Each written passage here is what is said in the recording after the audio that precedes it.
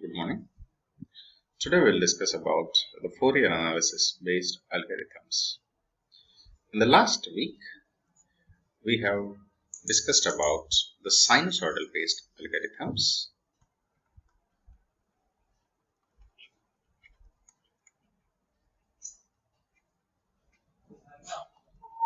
For determining the peak value of a signal. Peak value of a signal. So we have gone through the sample and first derivative method, and we have seen first and second derivative method also. And also we have discussed about the 2 sample and the 3 sample techniques for determining the peak value of a signal. We have solved problems also on these things. So we have seen that these methods are very simple. They just take 2 or 3 samples to determine the peak value of a signal, but these do have errors in them. So in case of non-continuous signals, then it is better we go with Fourier transforms. So in this lecture, we will discuss about the Fourier series, the Fourier transforms, the discrete Fourier transforms. I'll discuss about a brief overview of both those things, and later we will employ the full cycle window based DFT algorithm to determine the fundamental components from a given sample of digital data of fault voltage or current signal. So I hope that by the end of this lecture, you will be able to determine the fundamental components from a given sample of digital data. Whether it is a current signal or voltage signal, the mechanism is the same. So I'll start with an introduction to Fourier series, a Fourier transform, and a digital Fourier transform, and then we will move on to full cycle DFT, and we will solve problem on that one. Since these 3 topics are already covered in your previous courses, so I'll just give an overview about these topics. First of all, the Fourier, why we should go with Fourier based algorithms. The Fourier analysis based algorithms, these are extensively used in signal processing to process the data. In Fourier series particularly, we do express any signal as a function or a sum of sinusoidal functions with different frequencies. So as mentioned here, Fourier analysis is a method of expressing any function as the sum of simpler functions, we call them as harmonics or sinusoids, with different frequencies. So let us suppose there is a signal like this which is periodic in nature. Let us suppose this is the same waveform which has been repeating. So we can resolve it into a set of combination of sinusoidal frequencies. Maybe it is some sort of V0 plus V1 sine omega t, omega 1t, plus V2 sine omega 2t, plus V3 sine omega 3t.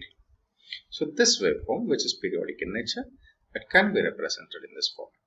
So we assume that any waveform, any function with respect to time, this is f of t, can be represented as a sum of sinusoidal terms of different frequencies. These are different frequencies. Now, this type of analysis, what is the advantage of this type of analysis if we resolve this particular signal? Because most of the times during analysis of any signal, let us suppose this is a signal which I encountered in past systems during some faults, then what I should do? I should be able to analyze that particular signal so that what frequencies are present in that, whether higher frequencies are involved in that signal or so. So what I should do, I should resolve that one into multiple frequencies. So the Fourier series helps me to analyze this function by resolving it into multiple frequencies. So if I know what is the maximum frequency, let us suppose it is giving me something like V21t, like this. It has been expanded. So I'll use this filter so that to reduce this number of harmonics. So my signal now, this after using a filter, it may consist of only these things, which means it might have been improved like this. See, this is the advantage of removing higher order of harmonics. But to remove that, we should first of all know what type of harmonics are present.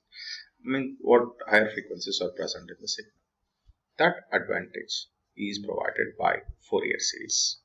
So Fourier series, it states that any periodic function of time f of t, it can be represented as a Fourier series, where each coefficient of the series can be determined based upon the formula. So this is the Fourier series representation, which means that any function, it is considered to be a combination of some DC component if it is present, and see, a combination of cosine and sinusoidal terms with different frequencies. See here, this is the frequency, and this frequency will be varying from 1 to infinity. So as I already mentioned in the previous slide, that any component, any waveform can be, if it is, if we can solve it, because we are supposed to determine these values also, right? So if it is possible, then it can be expressed in this formats, where omega naught is considered to be a fundamental frequency, and capital T is called as the fundamental component, period of the fundamental components, and this n is considered to be the harmonic factor, and omega naught is called as the harmonic angular frequency. So this particular constants, if you see the particular constants of a naught, an, and bn, these are to be determined for different types of waveforms. So how these terms are determined? So these are the expressions for a naught, an, and bn. Now, as most of the times we represent it in terms of complex things. So as already been shown that it is a naught by 2 plus sigma n is equal to infinity. It was an cos n omega t plus sigma n is equal to 1 to infinity bn sine omega n t. Right, this was the expression.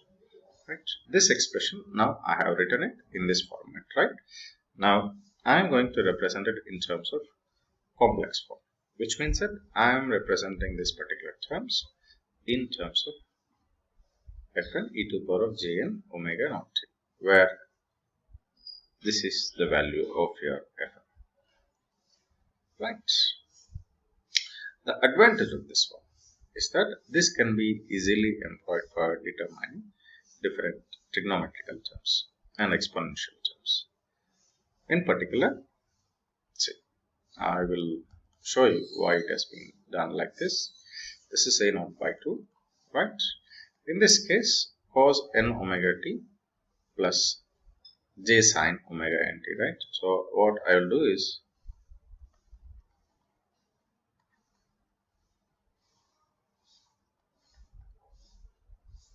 n is equal to minus infinity to infinity.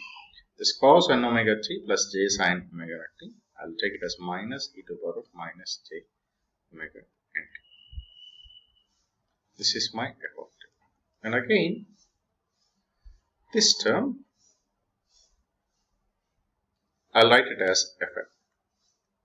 So that's why we have got this particular term, fn e to the power of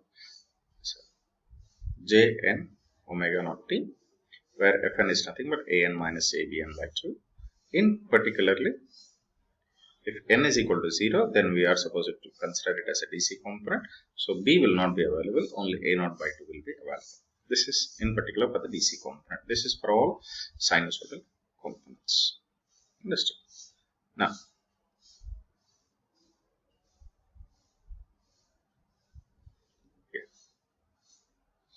so in the previous one, you might be doubting what is this fn, right? Fn is the same, which is nothing but an minus jbn by 2. If you want, this is. Earlier we have used this an and bn term separately. We have written expressions for that one. Now combinedly you can write it in this format. Right? This are considered to be the complex form of Fourier series. So what is the advantage of Fourier series? As already I told you, any function with respect to time can be resolved into multiple sinusoidal functions, summation of multiple sinusoidal functions of different frequencies, so that we can eliminate the higher order harmonics. It helps us in analyzing the waveform or the signal. Moving ahead, the Fourier transforms. Coming to the Fourier transforms, most of the times in power systems or in electrical systems, we do get non-periodic functions. Particularly, non-periodic functions means they don't have any particular periodicity, and we take them as the periodicity, we take them as infinity. So, which means that the magnitude is not going to repeat of a particular amount of time, which means that it is continuously expanding or decreasing, or it is taking some sort of random thing which may not be repeating again and again. So in that case, we should consider the periodicity as infinite. So in that case, here I am, see, this is a signal. So I just consider that particular signal as fp of t, and I limit the time period to infinity. This is the simple approximation which I am taking for analyzing. See, if it was having a time periodicity of t, then I would have written it in this format, right? This was my f bar of t, right? This was my Fourier transform. So now what I should do, I should, whatever the value of t is there, that I am supposed to move it to infinity, right? So this thing, see, on both sides, see, this is my earlier term. Now what I am doing is I am dividing both sides with 1 by 2 pi. This is 2 pi. And next I am moving this t to infinity, because I am assuming that my signal has infinite time period. In that case, now see here, my t will become infinity. Here both have become infinity, and this particular term, which I call it as, see here,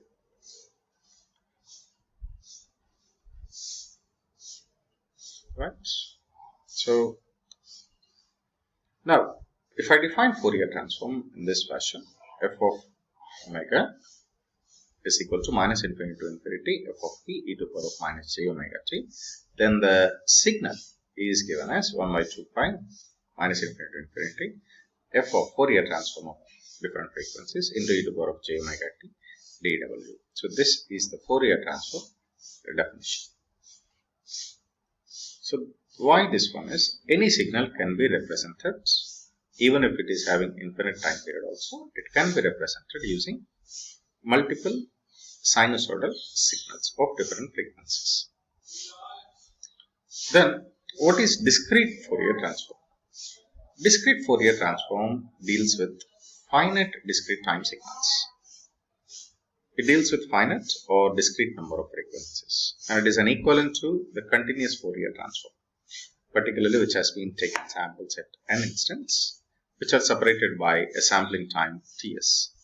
So rather than from minus infinity to infinity, which I generally consider for Fourier transform, I'll assume that I do have a signal like this, and it is being sampled at regular intervals. Let us suppose from 10 samples are there. So rather than considering from minus infinity to infinity, I'll just consider n instance, which are separated by ts. Okay, so any Fourier transform which is performed on this one is called as a discrete Fourier transform. So for a periodic waveform, discrete Fourier transform is evaluated for a finite time period, which we call it as a window. If we take one complete cycle, it is called as full cycle window. If we consider only half of the cycle, then it is called as a half of the periodicity. If we consider, it is called as half cycle window. So in this case, rather than considering an infinite time period, I'll consider that a finite signal of periodicity t. So I'll consider this entire signal. I'll consider one complete time period, and hence my name is full cycle DFT. So in full cycle DFT, one full cycle of time equal to periodicity is considered.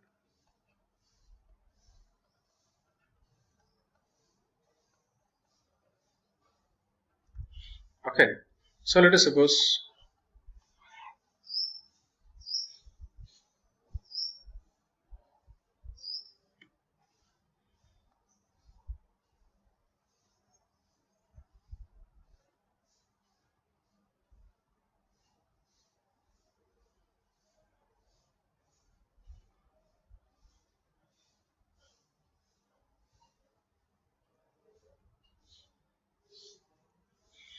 so in this case, let us suppose if I consider from here to here, then it is called as a full cycle.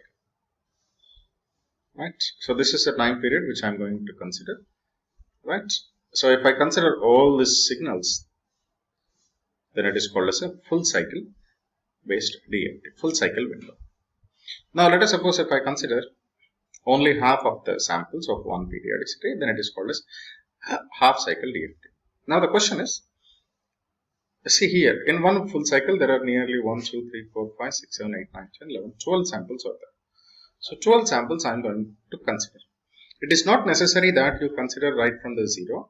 It is, even if you take from here to here also, it is also considered as a full cycle based DFT, full cycle window. Okay. So in this particular, if you carefully see how many number of samples are being taken, that is equal to Fs by F0. Fs is nothing but the sampling frequency. F0 is nothing but here fundamental frequency, and ensure that Fs is greater than 2F, where F is the maximum allowable frequency, maximum allowed frequency in the signal. Right? So that we have already seen in the anti-aliasing effects. So we will see here, this is the mathematical representation of your full cycle DFT. If I am considering a full cycle of n samples, then x of k, where k is nothing but my harmonic number, it is given by c into sigma n minus 1, 0 to n minus 1, x of n e to the power of minus j 2 pi by n k, where c is a random constant. If you are considering a DC component, then you take it as 1 by n.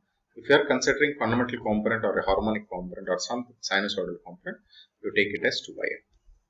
Okay. And n is the number of samples which you are considering. K is the harmonic number. If it is a DC component you are calculating, then you take it as 0. If it is k is equal to 0 for DC, k is equal to 1 for fundamental components, k is equal to 1 is, k is equal to 2 is second order harmonic. So like that, it will be varying. Right? And k, you can go to up to any value, but normally what we do is nothing but k value is generally less than or equal to n by 2. Normally we consider it as n by 2. Okay. Now in this particular case, n varies from 0 to n minus 1. So based upon this, we will be calculating any components in phasor representation. Now, if I represent that particular formula, whatever the formula which I have mentioned there, x of k is equal to c to x of n e to the power of minus a 2 pi by n k n, right? So this e power minus a theta, you can write it as cos theta plus, minus j sine theta, right? The same way I have represented this one as cos minus j sine. Now this particular term, I'll represent it as CW. This I'll take it as SW. So my representation has now become sigma n is equal to 1 x of n CW SW, right? Now this particular value, this is K, this is N. If you are calculating DC components, then this is your, it varies from, N varies from 0 to N minus 1. Last term is N minus 1. Okay. And this is here. If it is full cycle, it is N minus 1. If it is half cycle, it is N by 2 minus 1. So you multiply with all the available signals. If you want kth order harmonic, then this particular row with all the samples which you do have now. Right? So like this is the matrix representation of full cycle DFT. In the next lecture, we will try to solve a problem using full cycle